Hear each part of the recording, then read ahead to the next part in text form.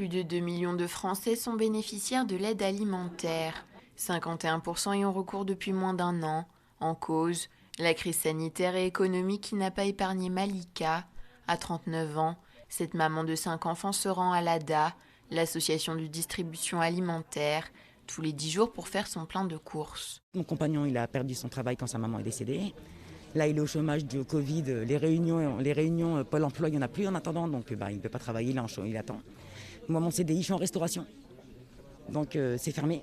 Donc, heureusement que je suis en arrêt parental. Sinon, avec le chômage partiel, ce serait une catastrophe. Vu que tout a été fermé pendant un petit moment, ils ont augmenté les prix. C'est parti.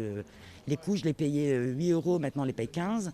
Le lait, je le payais 16 euros. Maintenant, je le paye 19,95. Petits pots, couches ou encore lingettes. Malika fait partie des premiers parents à recevoir un kit de biens essentiels dans le cadre de l'opération Urgence Premier Pas.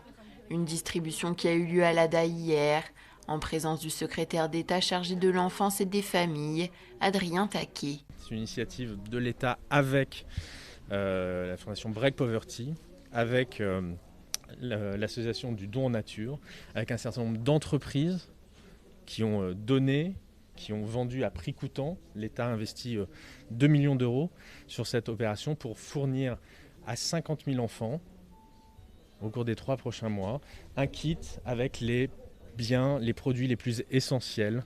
Une opération indispensable alors que le cofondateur et directeur de l'ADA constate une hausse constante de 12% de bénéficiaires. En règle générale, nous avons 12%, donc davantage de jeunes, des femmes malheureusement, j'allais dire que voilà, familles monoparentales, nous en avons beaucoup aussi.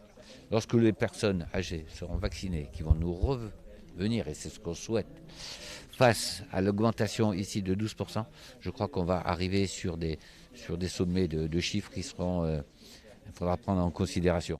Des familles monoparentales qui n'hésitent pas à se sacrifier pour leurs enfants. On va voir, comme je l'ai expliqué tout à l'heure sur le quai, des mamans qui se privent de manger pour leurs enfants. Donc vous voyez parfois des enfants qui sont ravissants et vous voyez l'état de santé de la maman qui sont vraiment très dégradés. 15% de la population française vit sous le seuil de pauvreté, dont 3 millions d'enfants, alors que les 3 premières années de vie sont déterminantes pour la santé.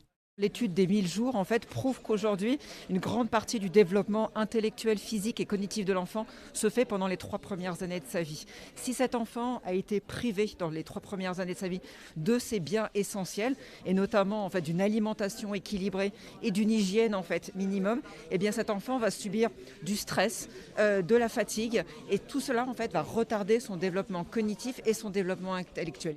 Au total, 2000 associations seront mobilisées sur l'ensemble du territoire pour distribuer ces kits de produits essentiels. Adrien Taquet appelle à un élan de solidarité de la part des entreprises.